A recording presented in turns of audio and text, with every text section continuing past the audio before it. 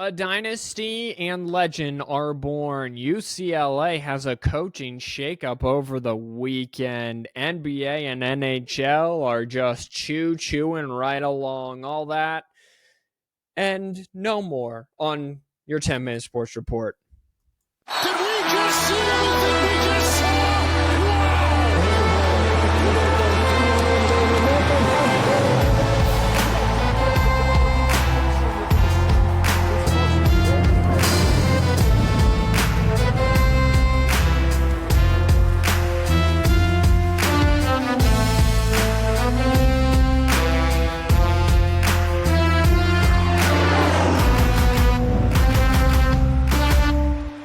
That is right, everybody. The Super Bowl has come and gone, and that means football is over for now, at least until April, where spring football, the XSL,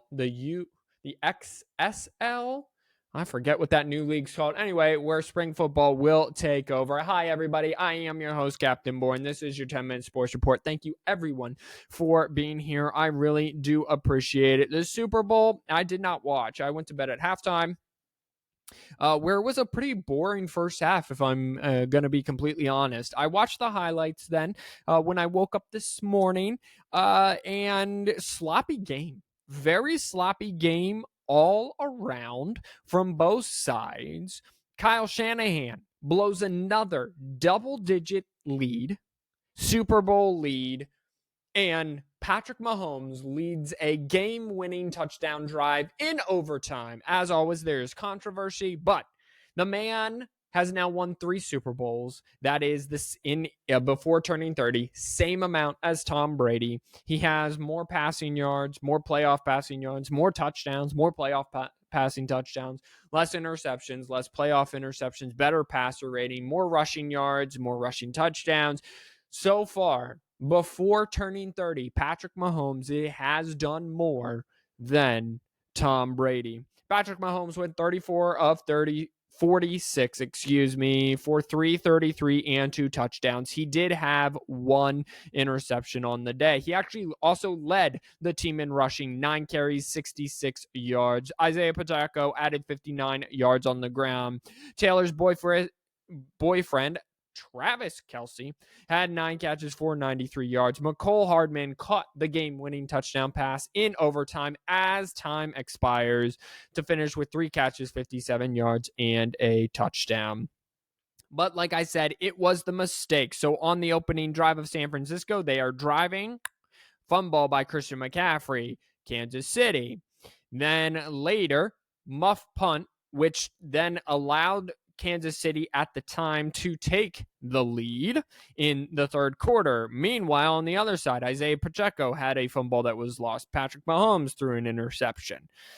So it was kind of a very kind of sloppy game all around. It was very herky-jerky. Christian McCaffrey was a beast for the Niners. He finished with both 80 yards rushing and 80 yards receiving and 1 touchdown on the day. Brock Purdy had I would say, decent game, 23 of 38, 255, and a touchdown on the day. So he didn't outplay Patrick Mahomes, but that's not what Brock Purdy's supposed to do. Honestly, the Kansas City Chiefs got outplayed on Sunday in Super Bowl 58. San Francisco pushed them around. I thought at the line of scrimmage, the kickers went toe for toe. Jake Moody was excellent, ex-Michigan kicker. Harrison Butker was matched him stride for stride. Each team had 5 punts, 3 inside the 20 for San Francisco, 2 inside the 20 for Kansas City. They just had that muff punt. It was 10-0 at the start of the second quarter, or at some point in the second quarter, and then Kansas City scored 10 points in the third quarter. They got a touchdown off of a muff punt, and then San Francisco scored a touchdown, missed the extra point, which then opened the door for Kansas City to go down the field, tie the game with no time left in Super Bowl. And then San Francisco got the ball first, forgot the overtime rules, The overtime rules in the playoffs say that even if you score a touchdown first, the other team still gets possession. So it's more like college. So they went on offense first, went down, got a field goal because they were thinking score a touchdown, game is over. And then Kansas City drove down the field. Now I'm not quite sure if the overtime period ended, because there was 4 seconds left when they snapped the ball.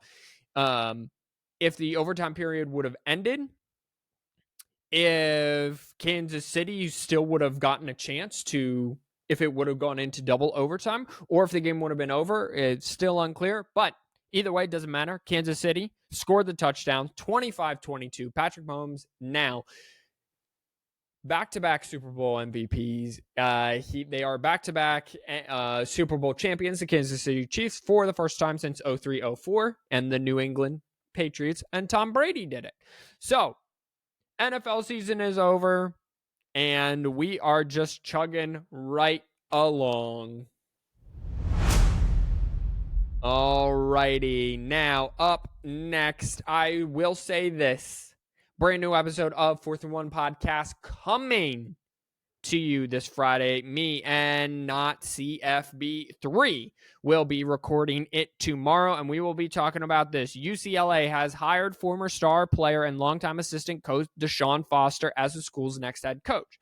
5-year contract. Now you might be asking yourself, Captain, how come he's being hired? I thought Chip Kelly was the coach. Well, and I would say good answer, good question.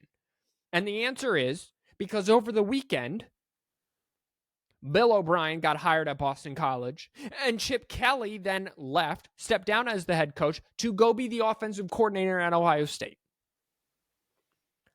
This speaks to a bigger issue, and this will be something that me and Roberto talk about on the podcast on a brand new episode, which is the fact that college football has become such a headache to be a head coaching of, except if you're a big-time program, that you now have head coaches stepping down from being head coaches to go be coordinators because that's the better way to get a better job and be set up.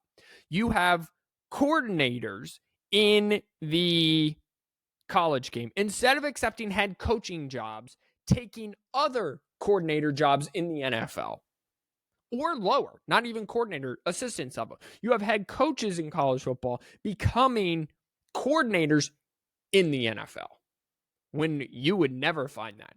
So this 100% speaks to a bigger issue. And me and Robert will have the full breadth of that. But UCLA joining a new conference will now be without Chip Kelly, who was head coach for 6 years. So that's UCLA, probably a little bit of a rebuild mode. Meanwhile, Ohio State just keeps loading up. I will say this, Ohio State fans and everyone involved with that Ohio State program. If you do not beat Michigan this year, or if you beat Michigan and then make the playoff and then fall flat on your face, or you make the Big Ten title game and then fall flat on your face, or you beat Michigan once and then don't beat them again because you see them either in the Big Ten title game or you see them in the playoff, or you don't even make the semifinal because it's 12 teams, whatever it may be. You are the laughingstock of college football. And you might say, well, Ole Miss is loading up on time. Ole Miss doesn't have expectations. Ole Miss could have Peyton Manning in his prime, NFL prime. He could have the best coaches on their team, and I'd be like, Ole Miss ain't getting out of the SEC unscathed. Come on. Like, Ole Miss, there are no expectations. Ohio State, you should have beat Michigan in 2021. Heck, you could say you should have beaten Michigan in 2022 without Jim Harbaugh. Should have beaten them at home 100%. If you're on equal footing, these home and home series, you always got to win at home. And then what happens when you do make the college football? So you lose to Michigan in 2021. Then you back your way into the college football playoff. You play a great game, and then you just choke in the college football playoff against Georgia, who goes on to win the Natty. So I'm going to say this. If Ohio State, if you lose to Michigan, you fall on your face in the college football playoff, or you beat Michigan only once and then you face them again and they beat you. When, let's be honest, I was the first one to say Michigan should win the national championship very early last spring. I'm here to say, Michigan fans, be prepared for 8-5. With the schedule, with how brutal our schedule is, with basically replacing an entire offense, an entire coaching staff, and a brand new head coach, all of that. If Ohio State, if you lose to Michigan again, if you don't even win the national championship, you are the laughingstock of college football, and I will never let you hear the end of it, because you basically bought success, and if you can't even buy success, you are just a joke. And everyone who puts on the scarlet and gray and with those little Buckeye patches with the silver helmet and whatever, that is actually pretty dope, I will admit, you should probably just fold your program and start over, because you're a joke. Alrighty, NBA, here we go. Thursday, Cleveland went to Brooklyn and got a 118-95 win behind 27 points of Donovan Mitchell. Cleveland is still hot. Denver went to Los Angeles and got a 114-106 win behind 29 from Jamal Murray. On Friday, Atlanta went to Philadelphia, and Philadelphia is still having a hard time. Atlanta's our winner in Philadelphia. Philadelphia's are losers, 127-121. Denver, same night, went to Sacramento and lost 135-106. That's a hard win to get off of a back-to-back. On Saturday, Philadelphia then went to Washington, where all their new kind of trade pieces could play, and got a 119-113 win. Tyrese Maxey did have 28 points. Also that night, Phoenix went to Golden State, and Golden State got a 113-112 win. Steph Curry had 30 points, including a 35-foot game winner, which was awesome to see. Tonight, Monday, Philadelphia will travel to Cleveland. Denver will travel to Milwaukee. So some big time matchups tonight taking place. If we go and look at the standings for the NBA, Boston is still king of the East, 8-2 in their last 10 on a 4-game winning streak, sitting 5 games ahead of the Cleveland Cavaliers, but they're the hottest team in all of basketball. They've won 9 straight. They are 9-1 in their last 10 games. Meanwhile, Philadelphia is just choking away. They're now 9.5 games back of first place. That's 4.5 games back a second if you do that math. They are 2-8 in their last 10. They're one of the worst teams in the last 10, besides the Charlotte Hornets, who are 1-9, and the Washington Wizards, who are also 2-8. They are currently the 5th seed. Can they get it going? Can they stabilize with Joel Embiid out? Western Conference. Minnesota Timberwolves sit at 6-4 in their last 10. And then here is the kicker. LA Clippers, half game back. Oklahoma City Thunder, half game back. Denver Nuggets, half games back. The top 4 seeds are all within a half game of each other. Then 5 games back of all of them, so 5.5 games back of first place Minnesota, 5 games back of the second place teams, sit the Phoenix Suns and the New Orleans Pelicans. Half game back of them, so 6 games back, are the Sacramento Kings at 7th. Half game back of them, 6.5 back total, are the Dallas Mavericks. 9 games back are the Lakers. 10 games back are the Warriors. So the playoff race is heating up for sure. And the All-Star break has got to be coming soon. It's normally right around this time. Let me see when that is, if I'm able to quickly. It's probably it is this weekend. It is this coming weekend, the All-Star break, and that marks about halfway through the season. Alrighty, the NHL is also heating up as they are past their All-Star break, and they got their eyes on Lord's Stanley Cup. On Thursday, Colorado went to Carolina and got smoked 5-2. Vegas went to Arizona and got a much-needed win, 3-2. On Friday, Edmonton, the Oilers, the red-hot Oilers, stay hot. They lost the last time out to Vegas, but they beat up on the Ducks 5-3. On Saturday, Colorado visited Florida and got blanked 4-0 in embarrassing fashion. Seattle visited Philadelphia and lost 3-2 as well. Sunday, no one we cared about is play. Monday tonight, Seattle visits New Jersey. Minnesota visits Las Vegas.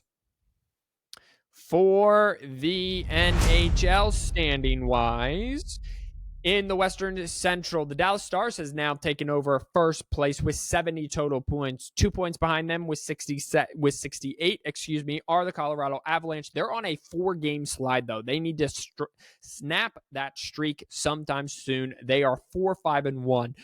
Another team who's also 4-5-1 with 67 points are the Winnipeg Jets, sitting in third. In the Pacific, the Vancouver Canucks sit an NHL best 76 points.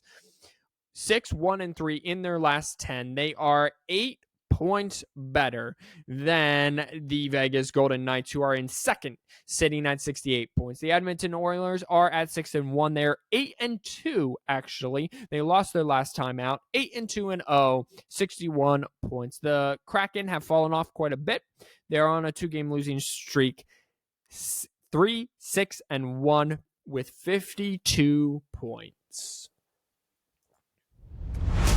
And that'll do it for this rendition of your 10-minute sports report. Thank you, everyone, for being here and being clear. Don't forget to like, subscribe, and share. Go follow us on Instagram at 4th and 1 Podcast. Thank you, everyone, so much. Until next time, wash your hands, you filthy animals. Remember, all brand new episode of the 4th and 1 Podcast dropping this Friday with me and not CFB3. Until next time. Treat other people kindly. Know God loves you. I pray God blesses you. Peace out.